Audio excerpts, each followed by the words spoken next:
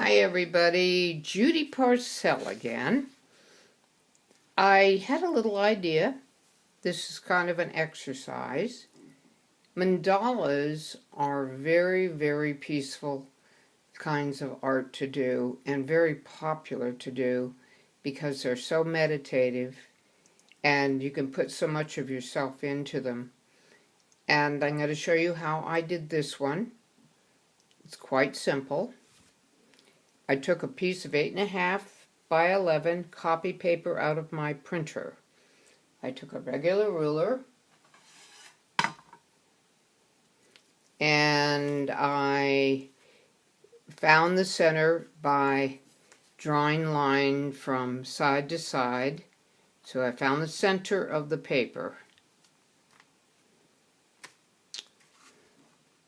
Then I went the next step, and from the edge of the paper, the end of the paper, the very corner, down to the next corner, I drew an intersecting line here, another intersecting line here from that corner to that corner, and that corner to that corner, and it broke the design up into sections, which helps when you go to create a design.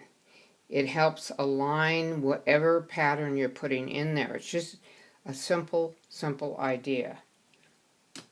Once I did that, I took my favorite compass. I bought this from Canada. It's a Statler, and they're very heavily built. To adjust them, you just roll this wheel and they will screw to the size that you want. You take and put the point, the sharpest point in there, and then you screw to the side of the circle you want, right here, till you get it where you want it. And then you draw your circle, screw it down again, draw the next circle, draw the next circle, draw the next circle, draw the next circle, draw the next circle. And then this one I kind of hand did. The next thing I did was I drew with pencil a kind of rounded shape this way, rounded shape that way, and I repeated that pattern all the way around like this. And I took a penny, actually, and I set it here and drew around the penny. And I got this, and I set it on the line.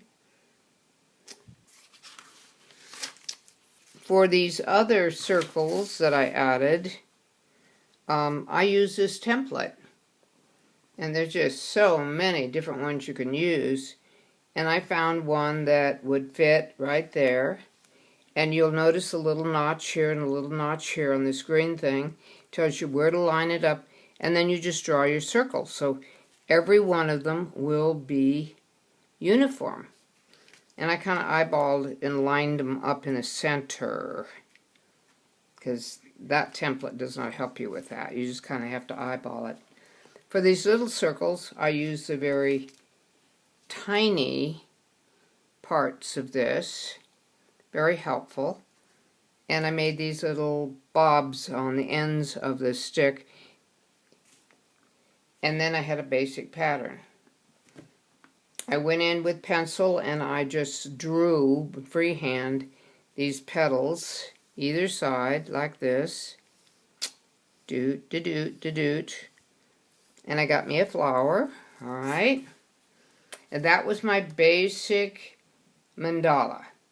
Now I saved this, I scanned this in, and I saved it as a file. And I call it my basic mandala. I printed out several different sheets on copy paper from my printer, and then with a pencil, I went in and embellished all of them. And here you can see I put a little arrowhead, and I put this, and then here I put some little circles, and then I put it like a half moon in here. Don't know what that is. Did the same thing all the way around. All the way around. Also, I decided to put a little edge on here. I hand drew that in. It just seemed appropriate for me. And then in between here I put just circles. You know, less is more. Don't try to get elaborate. You'll notice I skipped every other one. Elaborate, plain, elaborate, plain, elaborate, plain, elaborate, plain, and then whatever I'm going to put in there, I don't know yet. So I came up with this design. Then I printed out another one, and I came out with this design, and I'll show you how I did that differently. Instead of the half moon, I put a flower in there, half flower, and I went ahead with this. And instead of everything growing up and curling over, I brought it down from a larger arrowhead, like that. And then I finished this out a little differently. You'll also notice that when I bring this down, that I left these petals plain and I filled these in with pencil. And then instead of a flower here, I put a curlicue here. And so this one shaped out like this. I got 2 mandalas out of one. And I could get far more depending on how creative I really want to become. So this was just an exercise to show you how to experiment with one design to get several different designs. Remember, less is more. These are just simple designs. They are not complicated in any way, and it makes them look very, very elegant. Thank you for dropping by my studio again, and hope to see you soon. By the way, it's blackberry picking time. It's the end of July, and if you have blackberries in your area, this would be a good time to pick them and freeze them and use them for smoothies, or around Christmas you can have a blackberry pie. Sounds good, doesn't it? When it's hot summer you don't think about that, but in the winter you'll be grateful. So anyway, happy berry picking time. Hope you're having a good summer, and I'll talk to you later.